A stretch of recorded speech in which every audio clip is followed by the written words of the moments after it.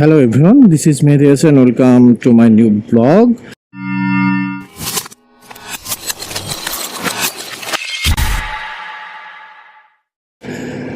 এখনই আমরা খানজান আলী সেতুটা পার হলাম। একটা উদ্দেশ্য আছে, যেহেতু আপনারা সবাই জানেন আমার বাইকটা টোটালি নিউ। লাস্ট উইকে একদমই লাস্ট দিন আমি বাইকটা পারচেস করেছি, তো এটা নিয়ে এখনো কোনো ট্যুর দিয়ে বা এটা একটু মিডিয়াম ট্যুর যদি দেই 1 আওয়ারের জন্য, তাহলে এটা এক্সপিরিয়েন্সটা কেমন হবে, আপনার ঘাড় ব্যথা হবে কিনা বা পিঠের দিকে ব্যথা হবে কিনা, এটা নিয়ে আপনাদের সাথে একটা এক্সপিরিয়েন্স শেয়ার করা উচিত বলে আমি মনে করি। এই জন্য একটা শর্ট ট্যুর দিতে যাচ্ছি খুলনা থেকে বাগেরহাট, 7 গম্বুজ মসজিদ পর্যন্ত বা একদম বাগেরহাট বাস স্ট্যান্ড পর্যন্ত। এখান থেকে মিনিমাম এটা 40 কিলোমিটার খুলনা থেকে। তো এই জন্য এই শর্ট একটা ট্যুর দিয়ে, যেহেতু আপস ডাউন প্রায় 90 কিলোমিটার হবে, তো শর্ট একটা ট্যুর দিয়ে আমি আমার এক্সপিরিয়েন্সটা শেয়ার করব আপনাদের সাথে, এবং যাওয়ার পথে এক্সপিরিয়েন্সটা শেয়ার করতে করতে যাব। এটা কেমন হলো তো অবশ্যই আপনাদের সাথে আলোচনা করব এই বিষয়ে। তো আমি মনে করি যে ট্যুরটা আমরা যখন দিব, কমপ্লিট করবো 7 মসজিদ পর্যন্ত, যে তারপরে আপনাদের সাথে অ্যাড করতে হবে। আমি যখন ব্যাক করব তখন আপনাদের সাথে আসলে কি কি অসুবিধা ফেস করলাম লং ট্যুরে, বা কি কি ফ্যাসিলিটি পাচ্ছি আমি, তো ইন ডিটেলস আমি আই থিঙ্ক তখন আপনাদের সাথে শেয়ার করতে পারবো, সেটা ভালো হবে। তো সবাই ভালো থাকেন, দেখি 7 মসজিদে ইনশাআল্লাহ পৌঁছাই, দেন আসার পথে আপনাদের সঙ্গে এই বিষয়গুলা শেয়ার করবো ইনশাআল্লাহ। এবং মাঝে মাঝে অবশ্যই রাস্তায় অ্যাডভেঞ্চার গুলো দেখবেন, ভালো লাগবে। আমরা এখন বাগেরহাট থেকে রওনা দিচ্ছি। বাগেরহাটে আমরা আসছিলাম, আমরা দশানী মোড় থেকে এখন আবার খুলনার উদ্দেশ্যে রওনা দিচ্ছি।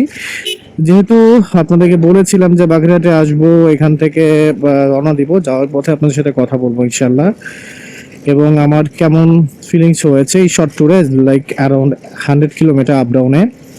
তো এইটা 100 কিলোমিটার এটা ইউজ করে বা এটা চালিয়ে কেমন, কোন কোন জিনিস আমার সমস্যা ফেস করতেছি এবং কোন কোন জিনিস ইমপ্রুভ করলে ভালো হতো মনে হচ্ছে, সেই বিষয়গুলো নিয়ে এখন তাহলে আলোচনা করবো ইনশাল্লাহ যাওয়ার পথে। ভিডিওটা একটু লং হতে পারে, তবে সবাই সম্পূর্ণ দেখার চেষ্টা করবেন, তাহলে ইনশাল্লাহ নতুন কিছু শিখতে পারবেন আশা করা যায়। এই বাইকে আমি যতদূর পর্যন্ত আসছি অ্যারাউন্ড 50-60 কিলোমিটার হয়ে গিয়েছে, এখন যেতে যেতে আরো 40 কিলোমিটার লাগবে। তো এটুকুর মধ্যে আমার একটা সেকেন্ডের জন্য মনে হয়নি যে আমার পিঠে ব্যথা। ফার্স্ট কথা হচ্ছে এটা, বা আমার পিঠে ব্যথা লাগতেছে বা আমার ঘাড়ে ব্যথা লাগতেছে, আমার একটুও কিন্তু এটা মনে হয়নি। এবং সঙ্গে সঙ্গে আরেকটা ভালো বিষয় হচ্ছে যে আমি যে কন্ট্রোলিং, আমার যে ওভারটেকিং কনফিডেন্স এই গাড়িতে অসাধারণ। আমি কয়েকটা, আপনার তো যারা এই সাইডে আসছেন তারা জানেন যে যশোরের রাস্তাটা কতটা ভয়ানক এবং কতটা খারাপ।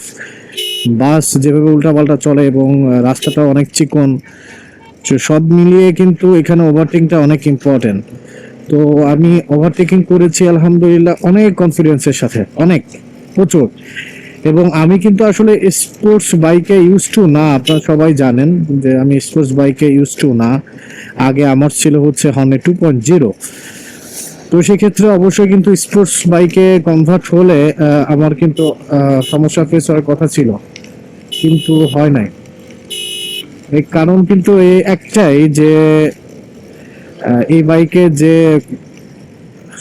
ব্যালেন্স, সেটা অন্যরকম একটা ব্যালেন্স। কারণ তা না হলে আমি অবশ্যই সমস্যা ফেস করতাম, যেহেতু একদমই কম্পিউটার বাইক থেকে এই বাইকে কনভার্ট হয়েছে আমি। তো আমার মনে হয় যে আলহামদুলিল্লাহ এই বাইকটা আমাদের সবার জন্য ভালো হবে, এবং আপনাদের সাথে অলরেডি শেয়ার করেছি মেবি যে এটা 24 তারিখে একটা ইস্যু আপডেট দিবে, আমাদের সবাইকে ডেকেছে। তো যারা যারা যারা এখনো বাইক কিনেছেন বা কেনেন নাই, তারা অবশ্যই সেই ইস্যু আপডেটটা দিয়ে নেবেন। তাহলে আই থিঙ্ক আমাদের যে তেরে ইস্যুটা এবং এই যে ধাক্কা দেয় যে ইস্যুটা, এই ইস্যুটা ইনশাল্লাহ থাকবে না। তো তখন এই বাইকটা আমার মনে হয় যে পারফেক্ট। আপনি R15M ইউজ করেন বা R15 ভার্সন 4 ইউজ করেন না কেন, এই বাইকটা ব্যালেন্স এভরিথিং। এবং আমার যে মাইলেজ, আমি আপনাকে বলতেছি আমার তো নতুন বাইক, এখন তো মাইলেজ অনেক কম যাবে, তাই না? এটাই কিন্তু স্বাভাবিক। হ্যাঁ, 1000 কিলোমিটার পর্যন্ত আমার মাইলেজটা অনেক ড্রপ করবে, যেটা এখনো কোনো সার্ভিসিং করা হয়নি। আমি এই যে হাইওয়েতে আসছি, আমার যে মাইলেজ ক্যালকুলেশন করলাম, মাইলেজ ক্যালকুলেশন করে কিন্তু আমি অ্যাভারেজ 35, অ্যাভারেজ 35 পাচ্ছি। আমি অবাক হয়ে গিয়েছি, কারণ অনেকগুলো ভিডিও দেখেছি আমি, যারা বলে যে আমি 20, 22, 23 এইভাবে পাচ্ছে, বাট আমি আমার নিজের বাইকে আমি আমার এভারেজ পাইছি আজকেই, যে একদমই 20 তো না, 29ও না, একদমই 30 বা 31 আসার সময়। এখন দেখতেছি যে আমার মাইলেজ মিটারে এটা দেখাচ্ছে 35। তো আই থিঙ্ক যখন আসছে তখন তো রানিং এর উপরে এরা ক্যালকুলেশন করে, যেহেতু বাইক স্পিড ছিল, এই জন্য এখন সঠিকটা দেখাচ্ছে। একদমই আপনার খুবই কম দেখাচ্ছে আমি যা দেখতেছি। তো এই মাইলেজটা যদি আমাদেরকে দেয়, তো এটা আমাদের জন্য পারফেক্ট। 300 সিসি বাইকে আপনি যদি 35 পান, এটা অনেক। আপনি 30-র মধ্যে 35 যদি আপনি এরকম এভারেজ পান, এর থেকে আর কি আশা করতে চান আপনি, তাই না? তবে আমার কিছু পরিচিত ভাই আছে যারা লং ট্যুর দিয়েছে। আমি তো একদম নতুন বাইক নিয়েছি, তো আমি এখনো লং ট্যুর দিতে পারি নাই। তো তারা বললো তারা হাইওয়েতে 40 এভারেজ 40 পেয়েছে, আলহামদুলিল্লাহ। তো আমারও তাই মনে হচ্ছে, আমিও মাইলেজ অনেক বেশি পাবো আশা করা যায় ইনশাল্লাহ, কারণ আমি তো এখনই 35 পাচ্ছি। আপনার আমার ডিসপ্লেতে দেখলে বুঝতে পারবেন যে 100 কিলোমিটারে বাই 3 লিটারে 100 কিলোমিটার, তাহলে আপনার হিসাব করে দেখেন না কত যায়। অ্যাভারেজ 30 থেকে 35 এর মধ্যে আছে, তাই না? ওই আমার ডিসপ্লের দিকে আপনারা দেখতে পাচ্ছেন কিনা, তাহলে আপনারা আসলে একদমই কনফার্ম হবে। একদমই নতুন বাইক, আমি অবাকই হয়ে আছে। বাইক টোটাল চলেছে 160 কিলোমিটার টোটাল। তো টোটাল এই চলা বাইকে আমি এরকম মাইলেজ পাবো, এটা আসলে অসাধারণ। মানে আমি চিন্তা করতে পারি না, আমি তো ভাবছি 25-30 নিচে পাবো।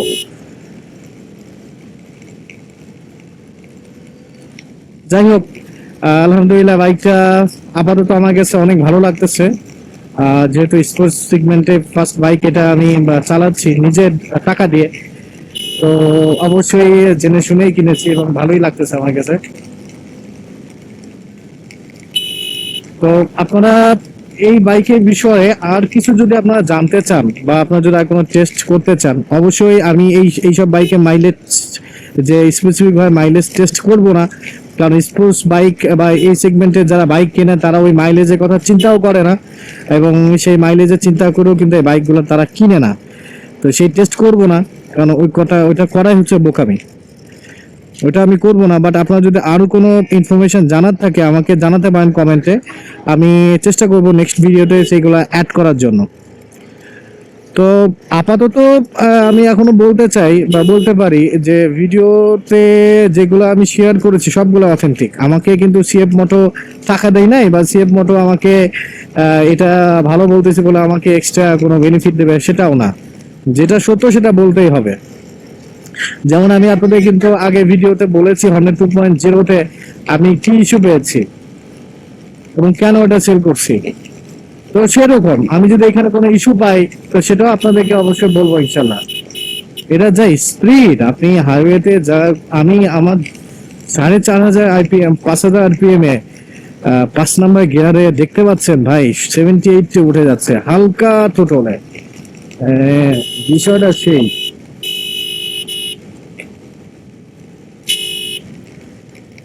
সুন্দর একটা মুহূর্ত আপনারা পার করতে পারবেন ইনশাল্লাহ।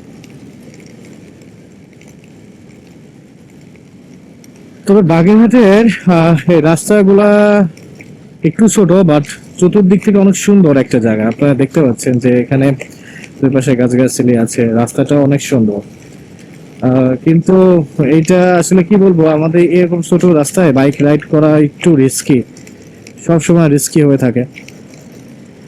তবে আমি আপনাদের সাথে আরেকটা জিনিস শেয়ার করি ভাই, আপনারা যারা 300 সিসির বাইক কিনবেন, ভাই আপনারা কখনো এই যে টপ স্পিড মাপা বা আমার টপ স্পিড কত উঠে ভাই, এগুলো দরকার নাই ভাই, কি দরকার? আপনি বাংলাদেশে কি কোনো রাস্তা আছে ভাই 100 আপনি 120 চালানোর রাস্তা আছে বাংলাদেশে? আপনি বলেন, 100 চালানোর কি রাস্তা আছে? আপনি কি 100 পেজ চালাতে পারবেন? আপনি মনে করেন একটা গন্তব্যে যাবেন, সেখানে আপনি 100 কিলোমিটার চালিয়ে যদি যান পার আওয়ার, আপনি হয়তো বা আমার থেকে 10 মিনিট আগে যাবেন, আমি 10 মিনিট পরে যাব, কিন্তু আপনি যদি অ্যাক্সিডেন্ট করেন, আপনি কি বাঁচবেন বলেন? বাইক অ্যাক্সিডেন্ট গুলো যে কি ক্ষতিকর ভাই, এবং যারা করে তারাই জানে। আমিও একটা করেছিলাম, যেটা আমার ওই হন্ডা 2.0 নিয়ে, যে আমি পড়ে গেছিলাম ভাই আমার চাকা স্কিড করার কারণে।